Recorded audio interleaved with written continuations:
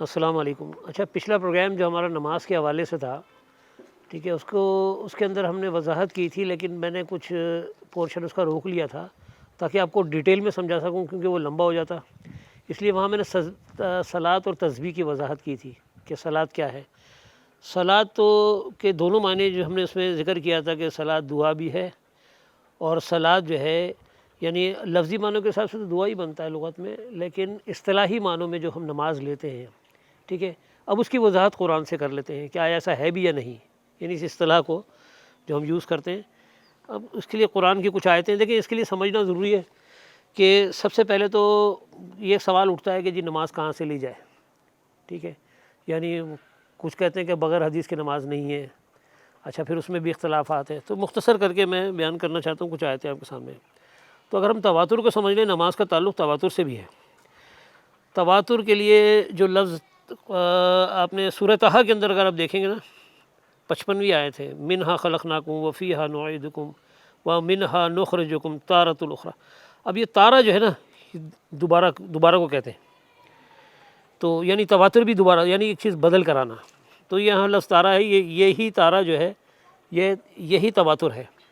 اچھا، اس کا ترجمہ ہے سورہ طٰہٰ کی آیت نمبر 55، یعنی سورہ طٰہٰ 20ویں سورہ۔ اس زمین سے ہم نے تم کو پیدا کیا، اسی میں تمہیں واپس لے جائیں گے اور اسی میں سے تمہیں دوبارہ نکالیں گے۔ اب یہ متواترہ ہو گیا، یہ دوبارہ نکالیں گے، ایک حوالے کے لیے، استدلال کے لیے میں نے تواتر کے لیے۔ اس کے بعد ہم غور کرتے ہیں کہ جی نماز کے بارے میں جو تواتر تھا، اس کے بعد طریقہ نماز کی جو معلومات ہمیں وہ قرآن سے کہاں ملتی ہے۔ اس کے لیے اب آ جائیے سورہ بقرہ کی آیت نمبر 125۔ اب کیونکہ میں شارٹ ٹائم میں نمٹانا چاہ رہا ہوں، تو میں آپ کو سورہ اور آیت دونوں بتا رہا ہوں، اور اس کا صرف ترجمہ پڑھ دیتا ہوں، باقی قرآن آپ کے پاس گھر میں آپ کھول کے وضاحت سے دیکھ لیجیے گا۔ سورہ بقرہ آیت نمبر 125، یعنی 2 کا 125۔ اور یہ کہ ہم نے اس گھر کعبے کو لوگوں کے لیے مرکز اور امن کی جگہ قرار دیا ہے، اور تم لوگوں کو حکم دیا کہ ابراہیم علیہ السلام جہاں عبادت کے لیے کھڑا ہوتا ہے، اس مقام کو مستقل جائے نماز بنا لو۔ یہ آپ کو اصطلاح آگے نماز کی۔ اور ابراہیم علیہ السلام اور اسماعیل علیہ السلام کو تاکید کی تھی کہ میرے اس گھر کو طواف، اعتکاف، رکوع، سجود کرنے والوں کے لیے پاک رکھو۔ یہ آ گیا جی تواتر سے ہمارا طریقہ نماز۔ اس کے بعد ہم بات کرتے ہیں طریقہ نماز کے بعد کہ مسجد کی، کیونکہ جو چیزیں نماز میں انوالو ہیں ان سب کا ہم قرآن سے ذکر نکالیں گے۔ اس کے لیے آپ آ جائیے سورہ آل عمران اور آیت نمبر 96۔ اِنَّ أَوَّلَ بَيْتٍ وُضِعَ لِلنَّاسِ لَلَّذِي بِبَكَّةَ مُبَارَكًا وَهُدًى لِّلْعَالَمِينَ۔ بے شک سب سے پہلی عبادت گاہ جو انسانوں کے لیے تعمیر ہوئی وہی ہے جو مکہ میں واقع ہے، اور اس کو خیر و برکت دی گئی تھی، اور تمام جہاں والوں کے لیے مرکز ہدایت بنایا گیا تھا۔ اچھا، اب یہ اس کے اندر مرکز ہدایت پہ آ جائیں۔ ہدایت عام سی بات ہے کہ جیسے آپ کوئی انفارمیشن، ہدایت کے معنی انفارمیشن، معلومات، جیسے اگر آپ کوئی، میں نے پہلے بھی ایک پروگرام میں کہا تھا، دوا اگر آپ کھاتے ہیں تو اس کا ہدایت نامہ ہوتا ہے، اس کو پڑھتے ہیں تو آپ کو پتہ چلتا ہے کہ دوا کو کس طرح سے ہمیں استعمال کرنا ہے۔ بالکل اس طرح سے یہاں پر کوئی مشکل نہیں ہے۔ پہلے ہم نے تواتر بتایا، اب یہ جو ابراہیم علیہ السلام کا جائز صلاۃ، اور یہ پھر مکہ کی بات ہو رہی ہے، اور یہ جو آیت ہمیں بتا رہی ہے کہ طریقہ عبادت کے لیے کہ وُضِعَ لِلنَّاسِ، یعنی ہمارے لیے بنایا اللہ تعالیٰ نے، ہے تو بیت اللہ اللہ کا گھر، لیکن وہ بنایا ہمارے لیے ہے۔ اب سمجھنا یہاں یہ ہے کہ اللہ کہہ رہا ہے یہاں سے ہدایت لو، تو کون سا مشکل ہے اس کے اندر؟ میں سمجھتا ہوں کہ وہاں پر نماز ہی ہو رہی ہے، اور میرا نہیں خیال کہ کسی دن کوئی سجدہ رکا ہو وہاں پر، جب سے کعبہ کی تعمیر ہوئی ہے، جب سے، مطلب تعمیر تو نہیں بلکہ جب سے فتح مکہ کے بعد سے اگر آپ دیکھ لیں تو کبھی وہاں سجدہ نہیں رکا۔ تو کیا مشکل ہے کہ وہاں سے ہم نماز لے لیں؟ اب تو سوشل میڈیا کا دور ہے، پہلے تو حالانکہ مشکل تو پہلے بھی نہیں تھا کہ ہر گھر میں کوئی ایسا نہیں ہے کہ جس کے خاندان کے اندر کوئی حاجی نہ ہو، یا جو کوئی ایسا شخص نہ ہو جو مکہ کی سرزمین پہ نہ گیا ہو۔ مگر پھر بھی یہ آیت ہے، ماننا نہ ماننا یہ ہمارے اپنے اوپر ہے، کہ اگر ہم ماننا چاہیں تو ایک آیت بھی بہت ہوتی ہے، اور نہ ماننا چاہیں تو پورا قرآن بھی جو ہے کافی نہیں ہے۔ اس کے بعد آ جاتے ہیں ہم، یہ ہو گئی تھی ہمارا، یعنی کہ مسجد کا جو ہمیں جو کانسیپٹ ملتا ہے، ٹھیک ہے، اب ہم اس کی طرف آئیں گے۔ اس سے اگلی آیت سورہ اعراف پہ آ جائیں، سورہ نمبر 7، سورہ اعراف 29ویں آیت پہ۔ اے محمد ان سے کہو میرے رب نے تو راستی اور انصاف کا حکم دیا، اور اس کا حکم تو یہ ہے کہ ہر عبادت میں اپنا رخ ٹھیک رکھو، اور اس کو پکارو اپنے دین کو اسی کے لیے خالص رکھ کر، جس طرح اس نے تمہیں پیدا کیا اسی طرح ہم بھی تمہیں پیدا کیے جائیں گے، اسی طرح پھر پیدا کیے جاؤ گے۔ اب میں پڑھتا رہتا ہوں کہ ٹائم کم ہے اور صرف ترجمہ پڑھتا جا رہا ہوں۔ اس کے بعد آ جائیے سورہ اعراف کی آیت نمبر 31۔ اے بنی آدم، ہر عبادت کے موقع پر اپنی زینت سے آراستہ رہو اور کھاؤ پیو اور حد سے تجاوز نہ کرو، اللہ حد سے بڑھنے والوں کو پسند نہیں کرتا۔ اس میں ہمیں ایک سبق ملتا ہے کہ جب بھی ہم جاتے ہیں، ہم نے وہ اپنا لبادہ بنا لیا کہ جی ایک نمازی کا حلیہ ایسا ہونا چاہیے، ایسا نہیں ہے۔ قرآن میں بتا رہا ہے بنی آدم سے مراد یعنی وہ کہیں پر بھی رہتا ہو جو اسلام قبول کر لے، دنیا کے کسی کونے میں رہتا ہو، سب بنی آدم ہے۔ تو اللہ تعالیٰ یہاں پر ہمیں بتا رہا ہے کہ زینت سے آراستہ رہو، یعنی صاف ستھرا رہنا ہے۔ یہ مسئلہ جو ہے یہ اس میں نماز ہوتی نہیں ہوتی، اس پہ توجہ نہیں دینا ہے۔ جو آپ کو بہتر لگتا ہے، جو آپ کا بہتر لباس ہے، جس میں آپ کمفرٹیبل محسوس کرتے ہیں، اسے استعمال کریں، پرفیوم لگائیں، بلکہ میں تو کہتا ہوں کہ بالکل اسی طرح تیار ہو کے جائیں جس طرح اللہ نے زینت کہا ہے۔ اور زینت سے ہم سب واقف ہیں کہ زینت کس کو کہتے ہیں، بناؤ سنگار کو ہی کہتے ہیں۔ اچھا جی، اس کے بعد آپ آ جائیے سورہ انفال آیت نمبر 34۔ صرف ترجمہ پڑھوں گا۔ لیکن اب کیوں نہ وہ ان پر عذاب نازل کرے جبکہ وہ مسجد حرام کا راستہ روکے رہے ہیں، حالانکہ وہ اس مسجد کے جائز متولی نہیں ہیں۔ اس کے جائز متولی تو صرف اہل تقوی ہیں ہو سکتے، مگر اکثر لوگ اس بات کو نہیں مانتے یا نہیں جانتے۔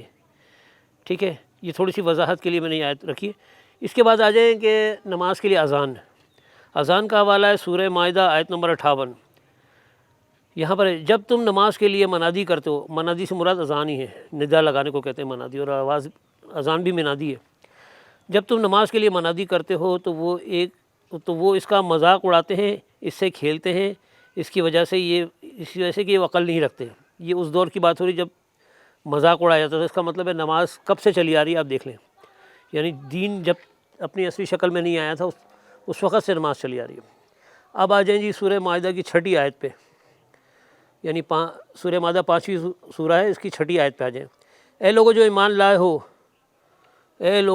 لائے ہو، جب تو نماز کے لیے اٹھو تو چاہیے کہ اپنے منہ کوہنیوں تک دھو لیں، سروں پر ہاتھ پھیر لیں اور پاؤں ٹخنوں تک دھو لیا کرو۔ اگر جنابت کی حالت میں ہو تو نہا کر پاک ہو جاؤ۔ اگر بیمار ہو یا سفر کی حالت میں ہو تو تم میں سے کوئی شخص رفع حاجت کر کے آئے تو تم عورتوں کا ہاتھ نہ لگایا ہو اور پانی نہ ملے تو پاک مٹی سے کام لو۔ یہ تیمم کی بات بتائی جا رہی ہے۔ اس کے بعد بس اس پر ہاتھ مار کر اپنے منہ اور ہاتھوں پر پھیر لیا کرو۔ اللہ تم پر زندگی کو تنگ نہیں کرنا چاہتا، مگر وہ چاہتا ہے کہ تمہیں پاک کرے اور اپنی نعمت تم پر تمام کرے، شاید کہ تم شکر گزار بنو۔ اچھا، یہ جو یہاں پر وضو کا طریقہ ہی بتا دیا، جیسے اذان آ گئی، وضو آ گیا۔ اب ہم آگے چلتے ہیں۔ اچھا، اب آگے ہم چلتے ہیں صلاۃ اصلاحی، یعنی عبادت کی بات ہو رہی ہے۔ ٹھیک ہے، اب اس کو ہم کیسے پتہ چلے گا ہمیں؟ یہ قرآن میں سورہ حج کی یعنی 22ویں سورہ ہے، آیت نمبر 77 ہے۔ اے لوگو جو ایمان لائے ہو، رکوع اور سجدہ کرو، اپنے رب کی بندگی کرو اور نیک کام کرو، شاید کہ تم کو فلاح نصیب ہو۔ اب یہاں پر دیکھیں، یا ایھا الذین آمنوا ورکعوا واسجدوا واعبدوا، یہ سجدہ رکوع کے ساتھ واعبدوا کا لفظ ہے، یعنی عبادت کہا جا رہا ہے نماز کو۔ تو اب اسی طرح ہم آگے چلتے ہیں، آخر نماز کیوں پڑھیں؟ اچھا، یہ ایک سوال بھی تھا، تو آخر نماز کیوں پڑھیں؟ سورہ لقمان میں یعنی 31ویں سورہ ہے سورہ لقمان، اس کی آیت نمبر 17۔ تو یہ لقمان علیہ السلام اپنے بیٹے کو کچھ نصیحتیں کر رہے ہیں، تو وہ میں آپ کے سامنے رکھنا چاہتا ہوں۔ یہ بھی نماز کے حوالے سے ذرا میں نے وہی پورشن لیا ہے۔ بیٹا نماز قائم کر، نیکی کا حکم دے، بدی سے منع کر، اور جو مصیبت بھی پڑے اس پر صبر کر۔ یہ وہ باتیں ہیں جن کی بڑی تاکید کی گئی ہے۔ اچھا، اب دیکھیں نماز کیوں پڑھیں۔ بڑی پیاری بات ہے کہ نماز قائم کر، نیکی کا حکم دے، یعنی جب آپ نماز قائم کریں گے تو ایک حکم فوراً آ رہا ہے کہ نیکی کا حکم دے، یعنی نیکی کی دعوت وہی دے، یعنی اور حقیقت ہے جب آپ مسجد جاتے ہیں 5 ٹائم تو آپ کو لوگوں سے آپ قریب ہوتے ہیں، یعنی دعوت دینے کے لیے ضروری ہے کہ لوگوں میں جائیں، یہ نہیں کہ گھر میں بیٹھ کے آپ جو نا خود ہی بولنا شروع کر دیں اور ذکر کر لیں گے جی بس اور نیکی پھیل جائے گی۔ نہیں، نیکی کے لیے لوگوں میں جانا پڑے گا۔ آگے چلتے ہیں، سورہ لقمان آیت نمبر 19۔ اپنی چال میں اعتدال اختیار کرو۔ اچھا، یہ دیکھیں آگے بھی بات آ رہی ہے، اپنی چال میں، یہ سورہ لقمان ہی ہے، اپنی چال میں اعتدال اختیار کر اور اپنی آواز ذرا پس رکھ، سب آوازوں سے زیادہ بری آواز گدھوں کی آواز ہوتی ہے۔ یہ پتہ چل رہا ہے نماز کیوں پڑھیں، یعنی یہ سب اصلاح کے لیے باتیں ہو رہی ہیں۔ اس کے بعد ہم بات کریں گے اوقات صلاۃ، نماز کے اوقات۔ سورہ نساء کی آیت نمبر 103 ہے، پھر جب نماز سے فارغ ہو جاؤ تو کھڑے ہو کر، بیٹھے اور لیٹے ہر حالت میں اللہ کو یاد رکھو، اور جب اطمینان نصیب ہو جائے تو پوری نماز پڑھو۔ نماز در حقیقت ایسا فرض ہے جو پابندی وقت کے ساتھ اہل ایمان پر لازم کیا گیا۔ یہاں پابندی وقت ہے۔ اب پابندی وقت کی اکثر آپ نے دیکھا ہوگا کہ مسجدوں کے اندر ایک سورہ لکھی ہوتی ہے، اس پہ لکھا ہوتا ہے کہ ان الصلاۃ کانت علی المؤمنین کتاب موقوتا۔ اب یہ نماز یہ اکثر آپ نے مسجدوں میں دیکھا ہوگا، یہ لکھی ہوئی ہوتی ہے۔ تو یہ کتاب موقوتا جو ہے نا، موقوت جو ہے وقت سے نکلا ہے۔ کتاب یعنی لکھ دی، کتابوں کا مطلب کتبہ کا لفظ جہاں بھی قرآن میں ہے اس کا مطلب ہے لکھ دیا گیا، فرض کی بات ہو رہی ہے، یعنی فرض ہے نماز۔ کتاب موقوتا ایک وقت مقررہ پر۔ میں شارٹ کرنے کی کوشش کر رہا ہوں کیونکہ کم سے کم ٹائم میں اس کو کلیئر کرنا چاہتا ہوں۔ اچھا جی، اس کے بعد ہم دیکھیں گے کہ اگر ہماری نماز معاشرے میں اصلاح نہیں کرتی تو وہ صرف ریاکاری ہے۔ اس کے لیے آپ سورہ معون نکال لیں اور خود پڑھ لیں ترجمہ۔ وہ اس کے تھوڑا سا میں آپ کو ذکر کر دیتا ہوں۔ تم نے دیکھا نہیں اس شخص کو جو آخرت کو جھٹلاتا ہے۔ اچھا، یہ موضوع بہت لمبا ہو جائے گا۔ اس میں نماز کے اندر ہم نے جو چیزیں ہوتی ہیں وہ آپ کو بتا دی ہے کہ قرآن میں اللہ تعالیٰ نے، اگر اور مزید آپ چاہتے ہیں 5 نمازوں کا ذکر تو سورہ طٰہٰ میں چلے جائیں، اور جانے کے بعد وہاں دیکھیں کہ اللہ تعالیٰ نے 5 نمازوں کا ذکر ایک ساتھ کیا ہے ایک ہی آیت کے اندر۔ تو وہاں پر آپ کو جو فجر اور مغرب قبل طلوع الشمس و قبل غروبہا کے ذریعے کہا ہے، وَمِنْ آنَاءِ اللیل، اور عشاء کا ذکر بھی آ رہا ہے اس میں۔ تو یہ جو 3 نمازیں ہیں، یہ بالترتیب اگر آپ دیکھیں گے تو یہ جہری نماز ہے، اور بالکل اسی طریقے سے قرآن میں جہری اور سری کو الگ کر کے دکھایا۔ اور اس کے بعد جو ہے سری نماز، یعنی جن میں آواز آپ پست رکھتے ہو۔ جہری نماز وہ ہوتی ہے اس میں آپ جہر کے ساتھ یعنی آواز کے ساتھ بولتے ہو۔ اب سری نمازوں کے اندر آپ کی رہ جاتی ہے یعنی ظہر اور عصر، اس کا ذکر بالکل الگ ہے، بالکل اسی ترتیب سے ہے۔ وَمِنَ اللیل، جب رات کی بات آ گئی یعنی عشاء کی نماز ہو گئی۔ پھر اطراف النہار اللہ تعالیٰ نے کہا، یعنی اطراف النہار کے اندر جو ہے جو آپ کو نمازیں مل رہی ہیں سورہ طٰہٰ کے اندر، وہ آپ دیکھ لیں کہ وہ سری ہیں، جہری نہیں ہیں۔ تو 5 نمازوں کا بھی وقت قرآن میں ہی ہے۔ نماز کی ادائیگی کے بارے میں حکم، کیوں پڑھیں یہ بھی قرآن میں ہے، کیسے پڑھیں یہ بھی ہے۔ اب یہ کہنا کہ جی وہ نماز کے معاملے میں کہ مختلف یہ بھی صحیح ہے وہ بھی صحیح ہے، تو جی 2 چیزیں کبھی صحیح نہیں ہوتی، ہمیشہ 2 میں سے ایک چیز صحیح ہوتی ہے۔ تو بہتر یہ ہے، سب سے آسان طریقہ یہ ہے کہ جب اللہ نے کہا ہے کہ کعبہ سے ہدایت لو، تو اب میڈیا کا، سوشل میڈیا کا دور ہے، آپ دیکھیں امام کعبہ کیا کر رہا ہے، اس کو اپنا لیں اور اللہ پہ چھوڑ دیں، اور اس بات پہ یقین رکھیں کہ اے اللہ ہم نے تیرا وہ حکم پورا کر دیا جو تو نے قرآن میں ہمیں بتایا تھا۔ اب رہ گیا معاملہ کہ کون سی صحیح ہے کون سی غلط، اس چکر میں نہ کریں، نماز پڑھیں اور کوشش کریں کعبہ سے ہدایت لیں جب اللہ نے کہا ہے۔ تو وہاں پر میں یہ سمجھتا ہوں کہ یہ باتیں کہنا کہ 4 مصلے اور یہ وہ، ہمیں ان چیزوں کی ضرورت نہیں ہے۔ اس طرح تو وہ 4 مصلے جہاں تک بات کر رہے ہیں، تو حنفی طریقہ جو ہے وہ کتنا عرصہ تھا، جب ترکی وہاں پر قابض تھا وہی ٹائم تھا نا، اس کے علاوہ تو نہیں تھا۔